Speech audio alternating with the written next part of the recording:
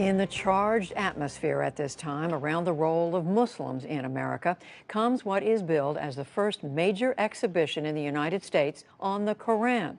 Jeffrey Brown reports.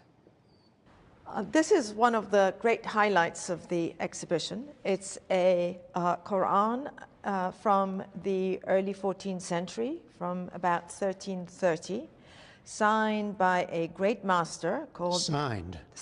Yeah. A holy book as a work of art. The Qur'an, sacred to some 1.6 billion Muslims around the world. A new exhibition at the Smithsonian Institution's Sackler Gallery in Washington, D.C. presents 68 of the most important and exquisite Qur'ans ever produced. Dating from the late 7th to early 17th centuries, they come from many parts of the Islamic world and are part of the collection of the Museum of Turkish and Islamic Arts in Istanbul. That's where Sackler chief curator Masime Farhad first saw them. I realized that these were true works of art, that every single one of them was astounding in its sort of mastery of the calligraphy, of the styles, and also of the scale of the works. And that is something that, to me, was very important and motivated me in trying to organize this exhibition, because I thought it really shifted my perception of what these works are, and I'm hoping that it will also shift the perception of the visitors who come to the museum to see the exhibition.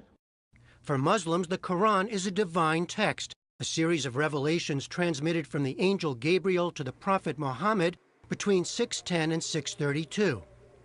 It includes references to earlier figures, including Abraham, Moses, and Jesus. The term itself means recitation. The Quran stems from an oral tradition, but the text was written down and codified in a fixed form not long after the death of Muhammad.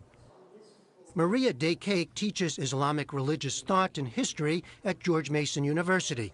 One of the things that's rather striking about the Quran when people read it for the first time is that it often takes a form of direct address. So it will say sometimes, "Oh, you who believe."